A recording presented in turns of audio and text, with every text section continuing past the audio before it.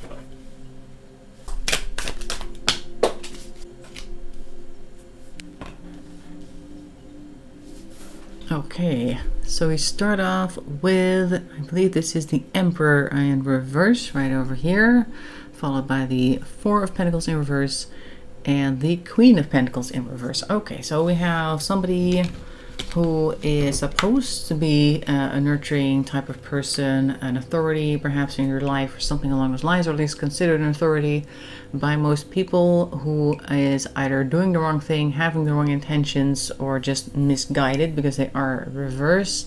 We see here the Four of Pentacles, which is imbalance in your resources, and the Queen of Pentacles as well, also imbalanced in her resources because she is also in reverse. So this seems to me like she had money issues, and I think she may have tried to reach out to somebody who could potentially help with that, and it's maybe somebody that she actually trusted, and it was not a very wise decision. But this card could also just point towards generally not making very wise decisions with her finances as it was, or at least just being in trouble in that regard. Maybe there was some debt that she had. I don't even know why she had trouble with her finances. Just know that she was kind of broke, at least. Her mother tried to give her money, but she refused.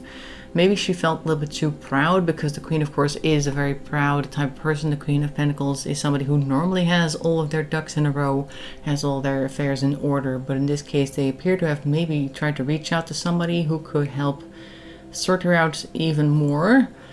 We have the Three of Wands over there, which is normally like a traveling card. This could be bad traveling arrangements, followed by what looks like the Page of Swords, and the Hermit's upright, and the Five of Wands on the end. Okay, so I'm gonna grab these two first, and then we'll do the other two. So the Three of Wands is normally like a traveling card, making plans to travel. As you can see, the person on the card is looking out across the horizon, making their plans, and in an active stance, like, okay, we're going to do this, we're going to do that, we're going to go there, we're going to go there, and then eventually we'll arrive at a destination, and then we'll have reached our goal, that type of thing, because of course Wands are all about action. The Page of Swords is a youthful character who tends to maybe tell a lie, or perhaps also just is telling themselves mentally all sorts of things that aren't necessarily correct, but they really want to believe it, because the page is a very it's the adolescent, I think, of the royal lineup that you normally see in a suit of tarot cards. So I think that they may have had some wishful thinking going on. They may have felt like, oh, if I just do this, it'll be fine. And they're also kind of looking off into the distance with a bit of a wistful gaze, like they have a similar plan and they're telling themselves that the plan is okay and that it's going to work out. That's what these cards are trying to show me. Now we do have here the Hermits and the Five of Wands. Now the Hermit is normally somebody who thinks things through very wisely, tends to meditate on things, secludes themselves as well. This could mean that they were thinking about these things, that these plans were made away from other people. They did not want other people to know about their plans, but there was some struggle going on the right there with the Five of Wands, which could be sparring. It could be that they were still struggling with themselves about this. Maybe they weren't entirely at rest or at ease with their plans, but they also weren't going to change or tell anybody about them, because we have here the Hermits, who is normally very secretive with their plans and usually well thought out, like I said, but there was still some issues here. Now we start over here in the bottom row with the Six of Wands, which could be the reason why they were not looking to share, because I think they may have felt that they might otherwise lose some type of favor with people. They may have had a reputation for being able to take care of themselves and stuff like that. That might be something that they were looking to uphold. Like they may have had this feeling like, yo, no, I'm going to be fine. I'll be fine. I'll sort things out. I always do. I'm smart enough for this. If something happens, I'm just going to do X, Y, Z and it'll be fine. That type of thing. But that is followed by the Tower, which is always a upheaval of some sort. It doesn't have to be literal destruction, but it usually does mean that whatever things you hold to be sacred or unshakable are actually shaken.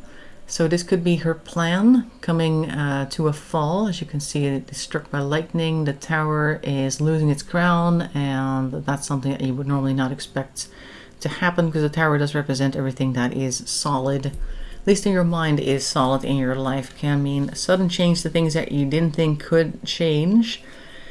Followed by the 10 of Pentacles, which is some type of bankruptcy, a loss of future inheritance type of thing, things that you were banking on in the future just coming to go up in smoke. We have the 3 of Swords, which is usually like a disruption in some type of relationship. And we have the Queen of Swords, which is interesting. I'm going to leave the Queen of Swords with these two because I'm going to grab these two first. So we have a feeling that we're losing some type of inheritance. We're losing something that we expected to get in the future. There's no charity as well, because if you look at the card in the back, there is an old person sitting there and there's a young person standing in front of them looking at what appears to be a small family. This seems to me like wealth being passed on. And in this case, they feel like that's no longer going to be an option because there is a disruption. I don't think I've ever pulled the 3 of Swords of this deck before, so I'm kind of curious to look at this card for a moment. They appear to be crying as well while they hold up their hand, almost like in a gesture of let's not do this. Literally holding on to their heart, which is being pierced, of course, by the 3 swords. I think that there was some type of betrayal that happened that they did not see coming, and that is where they decided, or at least they realized, that everything they thought that they were going to be able to inherit one day, everything they thought their future would hold, was now no longer certain at the very least, and they were betrayed by somebody whom they thought they could trust.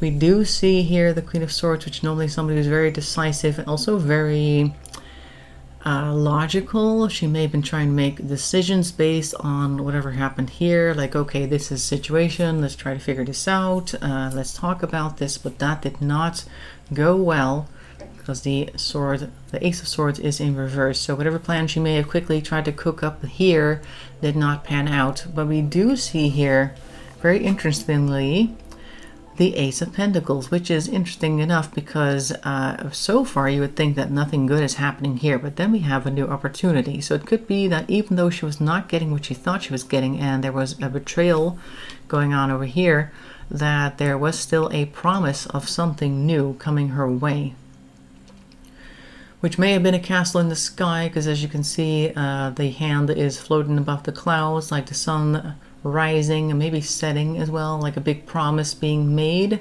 Now let's go grab the other deck to see if any of those promises are being kept. Oh, the first one that flips immediately is the High Priestess, which is usually, when it's in reverse, kind of the opposite of the Hermits that we had earlier. There's no careful thought, there's little intuition being used here. It could be that this promise right here basically removed any negative doubt that she had here and made her perhaps more trusting that she should have been. So that's already not a great indication. Let's see what else we can find. Oh, this one kind of wanted to fall, but it caught in the last second. It is the King of Swords. All right, so this is perhaps another person. This might mean that even though she was probably very intelligent and quick-witted, there was somebody opposite of hers who was possibly more so, who was able to fool her and had an even better story, and who may have been the one to promise this here, this new hope for finances, perhaps with ulterior motives, but they were just, oh, there we go. Ace of Pentacles is back, but this time it's in reverse. So even though she thought she was going to get something from this King of Pentacles person, she was not careful enough because she was kind of blinded by the hope that she was suddenly offered. And then we have the Ace of Pentacles in reverse. So whatever hope she had of gaining resources there were dashed, possibly by this King of Swords. Let's see what else we have. After this, we have the Knight of Wands, which is somebody who acts rashly, hastily. Queen of Swords is back. This could be her. Alright, so she's still in her Queen of Swords energy in this case, so she might still be trying to figure things out, but there's a lot of action being taken here by the Knight of Wands, which you can see galloping off into the distance. and it's in reverse. So I think that these are very unthought through, perhaps very uncharacteristic actions that she took, even though she took them thinking that those were the best options for her at that time, because she is, of course, still a smart cookie and able to think her way through a lot of things. But perhaps her actions were not as well thought out as usual, and that led to more trouble. Let's see what else we can get. That one wants to fall. Six of Pentacles, so we are looking for charity. It could be that even though they were not really given the Ace of Pentacles that they were promised, they were still looking for some charity. So even though this Knight of Swords may not have come through, her quick thinking may have been focused on still getting something out of the exchange. Oops, and then we have the Ten of Wands, because we are definitely tired of carrying a burden, and maybe a heavy motivator of her actions. That basically she was hoping that she could get something out of it just because she was kind of tired of it all. And we're also putting it by the High Priestess. Like, if you're tired of something, you just want things to be over. And I think that that may be what this Ten of Swords, or Ten of Wands rather, is referencing.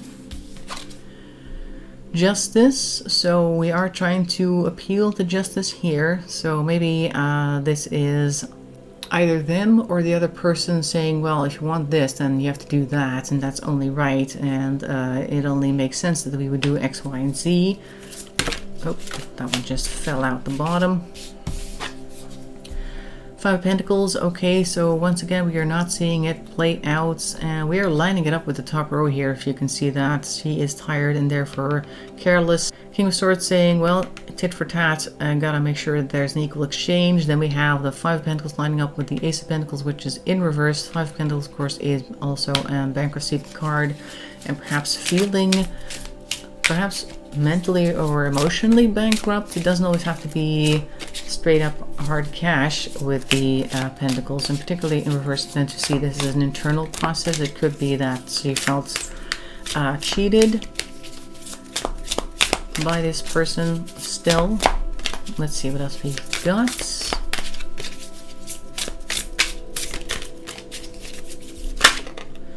Okay, Devil in reverse. It could be letting go of a bondage. It could also be a bondage being suggested that they do not want. Normally, if the Devil were upright, I would say this is something that you would step into. For instance, somebody just doing something because they think that the rewards will outweigh the negative things that they might have to do. But this seems more like being bound to something against your will, particularly since it's next to the Five of Pentacles and right across from the reverse Knight of Wands as well. Like, these are actions that are being taken probably against her will. Maybe she was being forced to do things for this money that she was hoping she would get out of this exchange that she would not normally be doing. And then, oh, that one's jumping. First thing that comes to mind is human trafficking. Wheel of Fortune is definitely a change of fortune. Somebody is on top, somebody is at the bottom, and it just depends, I guess, from your perspective, who is who.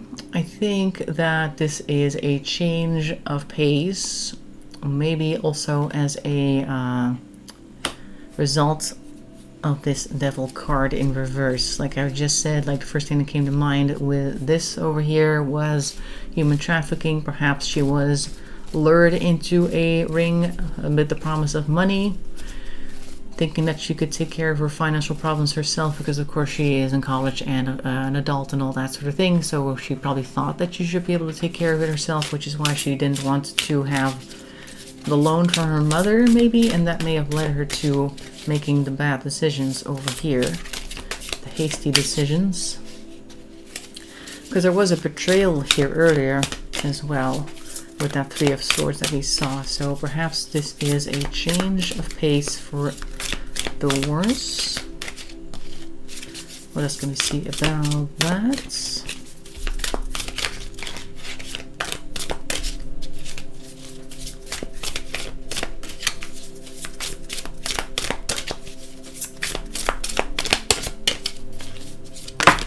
That one. Two Two of Swords, being of two minds, and guessing in a way still going along with whatever it is that was suggested because she feels like it might be the best option, but also meanwhile probably feeling like it's not because there is that doubt there, like she's of two minds literally at this point. So on the one hand, she probably feels like she's still going to be able to get something out of it if she just goes along with it. And on the other hand, she has an internal struggle, which we can also see here with the Five of Swords, which is the next card that we got. So this is an internal struggle. This is her fighting with herself about, I guess, her decision that she made. Can we get an update on her, because it has been a while? What happened after that? And will we find anything from her? There's a smaller stack here. Gonna find anything out about Suzanne? Any of these, or do I just have to take all of them? That one, or those two rather. Okay. We have here Page of Cups, and this looks like Judgment. Page of Cups is an emotional surprise, and Judgment, I think, is they're definitely not too happy. This is like being seen in a way that you do not want to be seen. The little lineup over here, because the Page of Cups normally like a surprise, something you were not expecting, and it could be a good thing, could be a bad thing. But next to Judgment, I think that may be somebody perhaps judging her harshly. At least she was seen in a way by somebody that she did not want to be seen. So this could be feeling exposed very suddenly as well because of the Page of Cups. So suddenly she felt very exposed.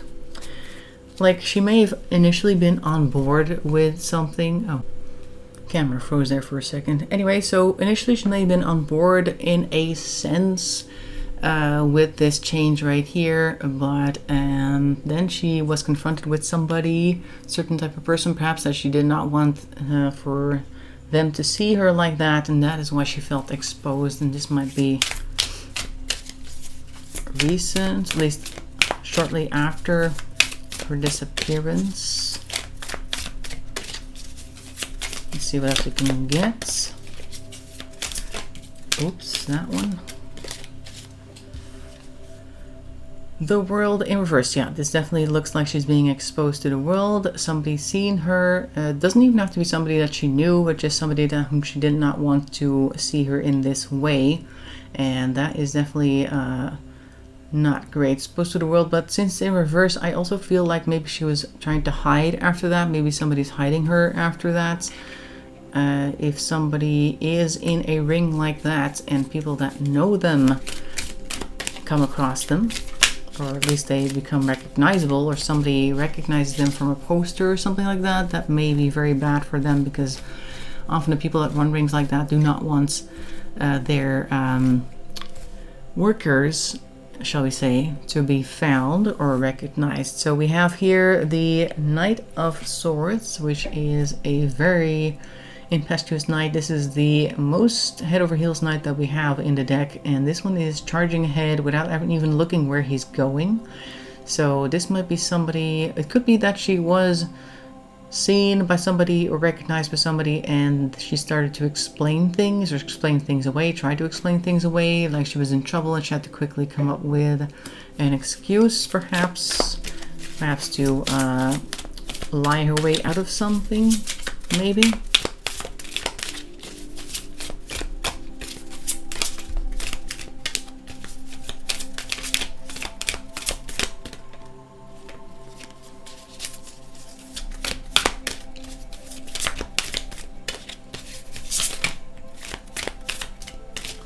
Okay, next we have the Seven of Pentacles in reverse. So whatever it is that she thought she was trying to build up over there was undone.